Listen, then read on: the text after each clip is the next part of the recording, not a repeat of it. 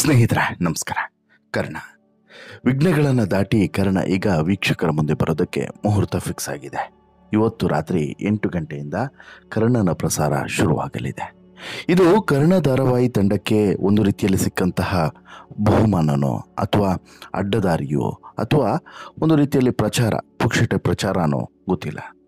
ಕರ್ಣ ಧಾರಾವಾಹಿ ಹೇಗೆ ಟೆಲಿಕಾಸ್ಟ್ ಆಗುತ್ತೆ, ಅದು ಹೇಗೆ ಹೆಸರನ್ನು ಸಂಪಾದನೆ ಮಾಡುತ್ತೆ, ಜನರ ಪ್ರೀತಿಯನ್ನು ಎಷ್ಟರ ಮಟ್ಟಿಗೆ ಗಳಿಸುತ್ತೆ ಅದು ಕೂಡ ಗೊತ್ತಿಲ್ಲ. ಆದರೆ ವಿಘ್ನಗಳನ್ನು ದಾಟಿ ಬಂದಂತಹ ಕರ್ಣ ಇವತ್ತು ಹೆಸರು ಮಾಡಿರೋದಂತೂ ಸತ್ಯ.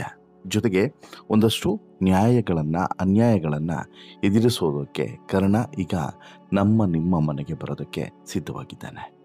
ಕನ್ನಡತಿ ಸೀರಿಯಲ್ ಮೂಲಕ ಎಲ್ಲರ ಮನೆ ಮಾತಾಗಿದ್ದಂಥ ಕಿರಣ್ ರಾಜ್ ಇದೀಗ ಸುಮಾರು 2 ವರ್ಷಗಳ ನಂತರ ಮತ್ತೆ ಕಿರುತೆರೆಯಲ್ಲಿ ಮಿಂಚೋದಕ್ಕೆ ಕರ್ಣನಾಗಿ ಜೀ ವಾಹಿನಿಯಲ್ಲಿ ಬರ್ತಾ ಇದ್ದಾರೆ. ಆರಂಭಕ್ಕೂ ಮುನ್ನವೇ ವಿವಾದದ ಗೂಡಾಗಿದ್ದಂಥ ಕರ್ಣ ಸೀರಿಯಲ್ ಭವ್ಯಗೌಡ ಮೂಲಕ ನಿಂತಿತ್ತು.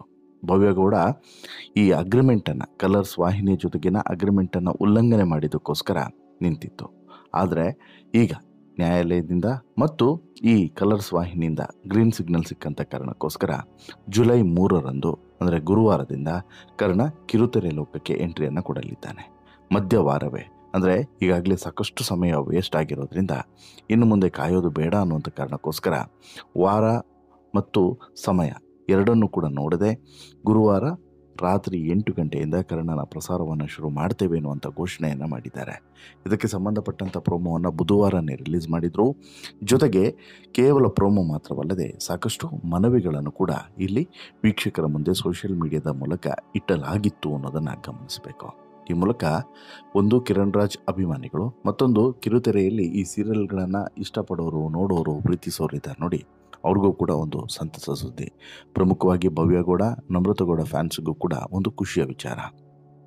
ಆದರೆ ಭವ್ಯಗೌಡ ಬೇಡ ಅಂತೇಳಿ ಏನು ಹೇಳ್ತಾ ಇದ್ರು ನೋಡಿ, ಅವ್ರಿಗೆ ಮಾತ್ರ ಇದು ಬೇಸರದ ಸಂಗತಿ. ಯಾಕಂತ ಹೇಳಿದ್ರೆ ಎಲ್ಲ ಸಂಕಷ್ಟಗಳನ್ನು ದಾಟಿ ಬಂದಂತಹ ಕರ್ಣ ಈಗ ಅದೇ ಟೀಮ್ನ ಜೊತೆಗೆ ಬರ್ತಿದ್ದಾನೆ ಅನ್ನುವಂಥದ್ದು. ಭವ್ಯನೂ ಇದ್ದಾಳೆ, ನಮ್ರತನೂ ಕೂಡ ಇರ್ತಾರೆ ಈ ಸೀರಿಯಲ್ನಲ್ಲಿ ಅನ್ನೋದನ್ನು ಗಮನಿಸಬೇಕು. ಈ ಮೊದಲು ಸೀರಿಯಲ್ ರಿಲೀಸ್ ಡೇಟ್ ಘೋಷಣೆ ಆಗಿತ್ತು. ಎಲ್ಲರೂ ಕೂಡ ಕಾತುರದಿಂದ ಕರ್ಣನನ್ನು ಕಾಯ್ತಾ ಇದ್ರು. ಆದರೆ ಇದ್ದಕ್ಕಿದ್ದಂತೆ ಈ ಸೀರಿಯಲ್ ಕಲಾವಿದರಿಗೆ ಕಾನೂನು ಸಂಕಷ್ಟ ಎದುರಾಯಿತು. ಅಂದರೆ ನೇರವಾಗಿ ಹೇಳಬೇಕು ಅಂದರೆ ಭವ್ಯಳಿಂದ ಈ ಕಾನೂನು ಸಂಕಷ್ಟ ಇಡೀ ಸೀರಿಯಲ್ ತಂಡಕ್ಕೆ ಆವರಿಸಿಕೊಳ್ತು.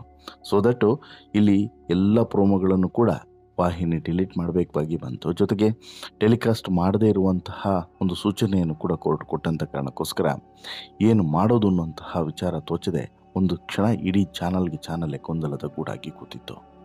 ಅಲ್ಲರಿ, ಇನ್ನೇನು ಸಂಜೆ ಸೀರಿಯಲ್ ಪ್ರಸಾರ ಆಗಬೇಕು, ಬೆಳಗ್ಗೆ ಸ್ಟೇ ಅಂತ ಹೇಳಿದ್ರೆ ಯಾರಿಗಾದರೂ ಕೂಡ ಟೆನ್ಷನ್ ಆಗಲ್ವಾ? ಅದೇ ರೀತಿ ಆಯಿತು. ಈಗ ವರದಿಗಳ ಪ್ರಕಾರ ಬೇರೆ ವಾಹಿನಿ ಜೊತೆಗೆ ಮಾಡಿಕೊಂಡಂತಹ ಒಪ್ಪಂದ, ಅಂದರೆ ಕಲರ್ಸ್ ವಾಹಿನಿ ಜೊತೆಗೆ ಮಾಡಿಕೊಂಡಂಥ ಒಪ್ಪಂದ ಭವ್ಯ ಮುರಿದಿದ್ರು ಅನ್ನೋಂಥ ಕಾರಣಕ್ಕೆ ಸ್ಟೇ ಬಂದಿತ್ತಲ್ವ. ಈ ವಿಚಾರದಲ್ಲಿ ರಾಜಿಯನ್ನು ಮಾಡಿಕೊಂಡು ಕಾನೂನಿನ ಮೂಲಕನೇ ಈ ಸ್ಟೇಯನ್ನು ವೆಕೆಟ್ ಮಾಡಿಸ್ಕೊಂಡು ಈಗ ವೀಕ್ಷಕರ ಮುಂದೆ ಬರ್ತಿದ್ದಾರೆ ಅನ್ನೋದು ಗೊತ್ತಾಗ್ತಿರುವಂತಹ ವಿಚಾರ. ಈಗ ಈ ಎಲ್ಲ ಬೆಳವಣಿಗೆಗಳ ನಡುವೆನೂ ಬುಧವಾರ ಒಂದಷ್ಟು ಮನವಿಯನ್ನು ಕೂಡ ಮಾಡಲಾಗಿದೆ. ಅಂದರೆ ಈಗ ಸತ್ಯ, ಎಲ್ಲ ಸಂಕಷ್ಟಗಳನ್ನು ದಾಟಿ ಕರ್ಣ ಬರ್ತಿರೋದು ಸತ್ಯ. ಜೊತೆಗೆ ಕರ್ಣ ಇನ್ನೊಂದು ವಿಶೇಷವನ್ನು ಕೂಡ ಸೃಷ್ಟಿ ಮಾಡಿದ್ದೆ. ಅದೇನಂತ ಹೇಳಿದ್ರೆ, ಟಿ ವಿಯಲ್ಲಿ ಪ್ರಸಾರ ಆಗೋದಕ್ಕಿಂತ ಮುಂಚೆ, ಕರ್ಣ ಧಾರಾವಾಹಿ ಟಿ ವಿಯಲ್ಲಿ ಪ್ರಸಾರ ಆಗೋದಕ್ಕಿಂತ ಮುಂಚೆನೇ ಈಗಾಗಲೇ ಒಂದು ರೌಂಡು OTTಯಲ್ಲಿ 1ನೇ ಎಪಿಸೋಡ್ ಅಂದರೆ ಮೊದಲ ಸಂಚಿಕೆ ಪ್ರಸಾರ ಆಗಿದೆ. ಹಾಗಾಗಿ ಇದೊಂದು ವಿಶೇಷ. ಈ ರೀತಿ ಇರಲಿಲ್ಲ ಈ ಮೊದಲು. ಈ ಬಾರಿ ಇಂಥದ್ದೊಂದು ವಿಶೇಷ ಒಂದು ಚಾಲೆಂಜಸ್ಸನ್ನು ಅಥವಾ ಒಂದು ವಿಶೇಷವಾದಂತಹ ಕೆಲಸವನ್ನು ಜೀ ಕನ್ನಡ ವಾಹಿನಿ ಮಾಡಿದೆ. ಅದರಲ್ಲಿ ಎಷ್ಟರ ಮಟ್ಟಿಗೆ ಅದು ಸಕ್ಸಸ್ ಆಗುತ್ತೆ ಮತ್ತು ಎಷ್ಟರ ಮಟ್ಟಿಗೆ ವೀಕ್ಷಕರನ್ನು ಹಿಡಿದುಕೊಳ್ಳೋದಕ್ಕೆ ಸಹಾಯ ಆಗುತ್ತೆ ಗೊತ್ತಿಲ್ಲ. ಬಟ್ಟು ಒಂದು ವಿಶೇಷವಾದಂಥ ಪ್ರಯತ್ನವನ್ನಂತೂ ಜೀ ಕನ್ನಡ ಮಾಡಿದೆ. ಈಗಾಗಲೇ ಕರ್ಣನ ಇಂಟ್ರಡಕ್ಷನ್ ಜೊತೆಗೆ ಕರ್ಣ ಇಡೀ ಫ್ಯಾಮಿಲಿನ ಇಂಟ್ರಡಕ್ಷನ್ ಮಾಡಿಕೊಡುವಂತಹ ವಿಡಿಯೋ ಒಂದು ಕಡೆ ಆದರೆ, ಮತ್ತೊಂದು ಕಡೆ ನಿಧಿಯ ಇಂಟ್ರಡಕ್ಷನನ್ನು ಕೂಡ ವಿಶೇಷವಾಗಿ ಒಂದು ಪದಗಳ ಮೂಲಕ ಮಾಡಲಾಗಿದೆ. ಆ ಪದಗಳ ಸಾಲುಗಳು ತುಂಬ ಚೆನ್ನಾಗಿದೆ. ಅದನ್ನು ಒಂದು ಸಲ ನಿಮ್ಮ ಮುಂದೆ ಇಟ್ಟುಬಿಡ್ತೀನಿ. ಪ್ರತಿ ಉಸಿರಲ್ಲೂ ಕನಸು ಮನಸ್ಸಿನಲ್ಲೂ ಕರ್ಣನನ್ನೇ ತುಂಬಿಕೊಂಡಿರುವಂಥ ಹುಡುಗಿ ಈಕೆ. ಕರ್ಣನ ನೆರಳಲ್ಲಿ ಓಡಾಡ್ತಾ ಅವನ ಹೃದಯದಲ್ಲಿ ತನಗೊಂದು ಜಾಗ ಹುಡುಕ್ತಿರುವಂಥ ಸುಂದರಿ. ಅವಳು ಡಾಕ್ಟರ್ ಆಗಿರೋದೇ ಕರ್ಣನ ಜೊತೆಗೆ ಸೇರೋಕೆ ಅಂದರೂ ಅತಿಶಯೋಕ್ತಿ ಅಲ್ಲ. ಜೀವನ ಪೂರ್ತಿ ನೋವನ್ನೇ ಉಂಡು ನಗುವನ್ನು ಹಂಚೋ ಕರ್ಣನ ಬಾಳ ಸಂಗಾತಿ ಆಗೋದು ಅಷ್ಟು ಸುಲಭದ ಮಾತೂ ಕೂಡ ಅಲ್ಲ. ಕರ್ಣನ ಹಾಗೆ ಇವಳ ಬಾಳಲ್ಲೂ ಕಾಣದ ಕೈಗಳ ಕಾಟ ಕೊಡ್ತಾನೆ ಇದ್ದಾವೆ. ಕರ್ಣನ ಬಳಿ ನಿಧಿ ಬರದೇ ಇರೋ ಹಾಗೆ ಅಡ್ಡಗಾಲು ಹಾಕ್ತಿವೆ. ಆದರೆ ನ್ಯಾಯ ದೇವತೆ ಮುಂದೆ ನಾವು ತಲೆಬಾಗಲೇಬೇಕು. ವಿಧಿ ಬರಹವನ್ನು ಒಪ್ಪಿಕೊಳ್ಳಲೇಬೇಕು. ಕೊನೆಗೂ ಅಸ್ತು ದೇವತೆಗಳ ಆಶೀರ್ವಾದ ದೊರೆತಿದೆ. ಕರ್ಣನ ಬದುಕಲ್ಲಿ ನಿಧಿಯ ಪ್ರವೇಶ ಮಾಡೋಕೆ ಮುಹೂರ್ತ ಕೂಡ ನಿಗದಿಯಾಗಿದೆ. ನಗು ಮುಖದ ಕರ್ಣನ ಕನಸಿನ ಹುಡುಗಿ, ಮುದ್ದು ಮುಖದ ನಿಧಿನ ಮನಸಾರೆ ಹಾರೈಸ್ತೀರಿ ಅಲ್ವಾ ಅನ್ನುವಂತಹ ಒಂದು ಬಹಿರಂಗ ಪತ್ರವನ್ನು ಕರ್ಣ ಸೀರಿಯಲ್ ಇಲ್ಲಿ ಒಂದು ವೈರಲ್ ಮಾಡೋದ್ರ ಮೂಲಕ ಎರಡೂ ರೀತಿಯಾದಂಥ ಪ್ರಚಾರ. ಒಂದು, ಕರ್ಣ ಸೀರಿಯಲನ್ನು ನೀವು ನೋಡ್ತೀರಲ್ವಾ ಅನ್ನೋಂಥದ್ದು. ಮತ್ತೊಂದು, ಎದುರಾದಂಥ ವಿಘ್ನಗಳು. ಅದರಲ್ಲಿ ಸ್ಪಷ್ಟವಾಗಿ ಉಲ್ಲೇಖ ಮಾಡಿದ್ದಾರೆ ನೋಡಿ. ನ್ಯಾಯ ದೇವತೆಯ ಆದೇಶವನ್ನು ಉಲ್ಲಂಘನೆ ಮಾಡಲಿಕ್ಕೆ ಆಗೋದಿಲ್ಲ ಅನ್ನುವಂಥದ್ದನ್ನು ಅಲ್ಲಿ ಸ್ಪಷ್ಟವಾಗಿ ಉಲ್ಲೇಖ ಮಾಡಿದ್ದಾರೆ.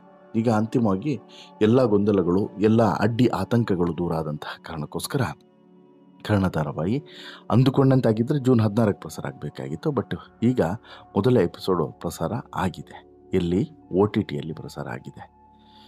ಇನ್ನು ಈ ಎಪಿಸೋಡನ್ನು ನೋಡಿದಂತಹ ಕೆಲವರು ತುಂಬ ಚೆನ್ನಾಗಿದೆ ಅಂತಲೂ ಕೂಡ ಖುಷಿಪಟ್ಟಿದ್ದಾರೆ. ಯಾಕಂತ ಹೇಳಿದ್ರೆ, ಸಾಮಾನ್ಯವಾಗಿ ಟಿ ವಿಯಲ್ಲಿ ಒಂದು ಧಾರಾವಾಹಿ ಅಥವಾ ಒಂದು ಯಾವುದಾದ್ರೂ ಒಂದು ಸ್ಪೆಷಲ್ ಎಪಿಸೋಡ್ಗಳಾಗಿರ್ಬೋದು ಅಥವಾ ಬೇರೆ ಏನಾಗಿರ್ಬೋದು ಪ್ರಸಾರ ಆದ ಬಳಿಕ, ಟಿ ವಿಯಲ್ಲಿ ಬಂದ ಬಳಿಕ OTTಗೆ ಹಾಕ್ತಾರೆ. ಆದರೆ ಈಗ ಜೀ ಕನ್ನಡ ಮತ್ತು ZEE5 ಹೊಸ ತಂತ್ರವನ್ನು ಬಳಸಿದೆ. ಈ ಧಾರಾವಾಹಿಯನ್ನು ಸೋಮವಾರದಿಂದ ಶುಕ್ರವಾರದವರೆಗೆ ಟಿ ವಿಯಲ್ಲಿ ರಾತ್ರಿ 8 ಗಂಟೆಗೆ ಪ್ರಸಾರ ಆದರೆ, ಈ ಸೋಷಿಯಲ್ ಮೀಡಿಯಾದಲ್ಲಿ ಅದಕ್ಕಿಂತ ಮುನ್ನನೇ ಪ್ರಸಾರವನ್ನು ಮಾಡಿದೆ. ಯಾಕಂತ ಹೇಳಿದ್ರೆ, ಒಂದು OTTಯಲ್ಲಿ ಆಲ್ರೆಡಿ ಸ್ವಲ್ಪ ಪ್ರಚಾರಕ್ಕೆ ಬಂದುಬಿಡ್ತು ಅಂತ ಹೇಳಿದ್ರೆ ಮತ್ತೆ ಜನರು ಇಲ್ಲಿ ಟಿ ವಿಗೆ ಸ್ಟಿಕ್ ಆಗ್ತಾರೆ ಅಥವಾ ಶಿಫ್ಟ್ ಆಗ್ತಾರೆ ಅನ್ನುವಂಥದ್ದು ಇವರ ಲೆಕ್ಕಾಚಾರ. ಆ ಕಾರಣಕ್ಕೋಸ್ಕರ ಮೊದಲೇ OTTಯಲ್ಲಿ ಪ್ರಸಾರವನ್ನು ಮಾಡಿದರು ಅಂತೇಳಿ. ಬಟ್ ಆದರೆ ಏನೇ ಆದರೂ ಕೂಡ ಇಲ್ಲಿ ಒಂದಷ್ಟು ಜನರ ಬೇಸರನೂ ಕೂಡ ಇದೆ. ಏನು, ಭವ್ಯಗಳನ್ನು ಚೇಂಜ್ ಮಾಡಬೇಕಾಗಿತ್ತು ಕಣ್ರಿ ಅಂತ ಹೇಳ್ಬಿಟ್ಟು. ಈಗಲೂ ಕೂಡ ಈ ಪ್ರೋಮೋ ಯಾವಾಗ ಹಾಕಿದ್ರು ನೋಡಿ, ಆವಾಗಲೇ ಒಂದಷ್ಟು ಜನ ಕಮೆಂಟ್ ಹಾಕಿದ್ದಾರೆ ಅಲ್ಲಿ ಕೆಳಗಡೆ, ನೀವು ಭವ್ಯನನ್ನು ಚೇಂಜ್ ಮಾಡಿಲ್ಲ, ಸೊ ದಟ್ ನಾವು ಧಾರಾವಾಹಿಯನ್ನು ನೋಡೋದಿಲ್ಲ ಅನ್ನುವಂತಹ ವಿಚಾರವನ್ನು ಕೂಡ ಕೆಲವರು ಕಮೆಂಟ್ ಹಾಕಿದ್ದಾರೆ. ಇನ್ನು ಕೆಲವರು ಭವ್ಯ ಮತ್ತು ನಮ್ರತಳನ್ನು ಕಿರುತೆರೆಯ ಮೇಲೆ ಮತ್ತೆ ನೋಡೋದಕ್ಕೆ ತುಂಬ ಕಾತುರರಾಗಿದ್ದೀವಿ ಅಂತಲೂ ಕೂಡ ಹೇಳಿದ್ದಾರೆ. ಅಂದರೆ ಎರಡು ರೀತಿಯಾದಂತಹ ವೀಕ್ಷಕರ ವರ್ಗವೂ ಕೂಡ ಇದೆ ಇದರಲ್ಲಿ ಅನ್ನೋದು ಸ್ಪಷ್ಟವಾಗಿ ಗೊತ್ತಾಗ್ತದೆ.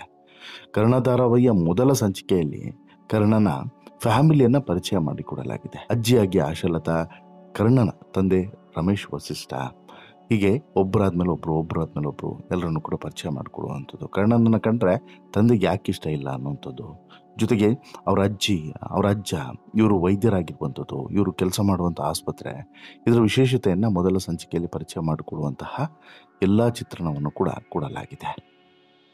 ಇನ್ನು ಮೊದಲ ಸಂಚಿಕೆಯಲ್ಲಿ ಭವ್ಯಗೌಡ ಮತ್ತು ನಮ್ರತಾ ಅವರ ಪಾತ್ರಗಳನ್ನು ಕೂಡ ಪರಿಚಯ ಮಾಡಿಕೊಡಲಾಗಿದೆ. ಇವರಿಬ್ಬರ ತಾಯಿ ಪಾತ್ರದಲ್ಲಿ ಬಹಳ ದಿನಗಳ ನಂತರ ಹಿರಿಯ ನಟಿ ಗಾಯತ್ರಿ ಪ್ರಭಾಕರ್ ಕಾಣಿಸಿಕೊಂಡಿದ್ದಾರೆ. ಮೊದಲ ಸಂಚಿಕೆಯ ಒಂದು ವಿಶೇಷವಾದಂತಹ ಚಿತ್ರೀಕರಣ ಸೊಗಸಾಗಿ ಮೂಡಿ ಬಂದಿದೆ. ಫ್ಯಾಮಿಲಿ ಆಡಿಯನ್ಸ್ಗೆ ಕರ್ಣ ಇಷ್ಟ ಆಗುವಂಥ ಸೂಚನೆ ಕೊಟ್ಟಿದ್ದಾನೆ. ಅಂದಹಾಗೆ ಈ ಧಾರಾವಾಹಿಯನ್ನು ಶ್ರುತಿ ನಾಯ್ಡು ಅವರು ನಿರ್ಮಾಣ ಮಾಡಿರೋದು ಮತ್ತು ದೊಡ್ಡ ತಾರಾ ಬಳಗ ಇರೋದು ವಿಶೇಷ. ಕರ್ಣ ಹುಟ್ಟುವ ಮೊದಲೇ ಶಾಪಗ್ರಸ್ತ. ತನ್ನದಲ್ಲದಂಥ ತಪ್ಪಿಗೆ ಜೀವನ ಪೂರ್ತಿ ಶಪಿಸಿದವನು, ಪರಿತಪಿಸಿದವನು. ಎಲ್ಲಿ? ಸೀರಿಯಲ್ನಲ್ಲೂ ಕೂಡ. ಹಾಗೆಯೇ ಸೀರಿಯಲ್ ಶುರುವಾಗೋದಕ್ಕಿಂತ ಮುಂಚೆನೂ ಕೂಡ ಒಂದು ರೀತಿಯಲ್ಲಿ ಶಾಪಗ್ರಸ್ತಾನೆ. ಈಗ ನೋಡಿ, ಸುಮಾರೊಂದು 15-16 ದಿನ ವೇಸ್ಟ್ ಆಯಿತು. ಕರೆಕ್ಟಾ?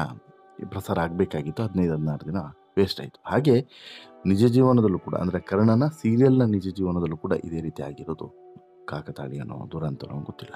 ವಾಟ್ ಎವರ್, ಈಗ ಅಟ್ಲೀಸ್ಟ್ ಇವತ್ತು ರಾತ್ರಿಯಿಂದ ಪ್ರಸಾರ ಆಗ್ತಿರುವಂಥ ಕರ್ಣ ಎಲ್ಲರ ಹೃದಯವನ್ನು ಕೂಡ ಗೆಲ್ಲಲಿ. ಈಗ ಇಲ್ಲಿವರೆಗೆ ಎದುರಿಸಿದಂಥ ಸಂಕಷ್ಟಗಳು ದೂರವಾಗಲಿ ಅನ್ನೋದು ನಮ್ಮೆಲ್ಲರ ಆಶಯ, ಹಾರೈಕೆ. ನಿಮ್ಮ ಹಾರೈಕೆಯನ್ನು, ನಿಮ್ಮ ಆಶೆಯನ್ನು ದಯವಿಟ್ಟು ಕಮೆಂಟ್ ಮಾಡಿ ತಿಳಿಸಿ. ಜೊತೆಗೆ ಈ ಸ್ಟೋರಿ ಇಷ್ಟ ಆಯಿತು ಅಂತ ಹೇಳಿದ್ರೆ ಲೈಕ್ ಮಾಡಿ, ಶೇರ್ ಮಾಡಿ, ಚಾನಲ್ಗೆ ಸಬ್ಸ್ಕ್ರೈಬ್ ಆಗೋದನ್ನು ಮರಿಬೇಡಿ. ಧನ್ಯವಾದ.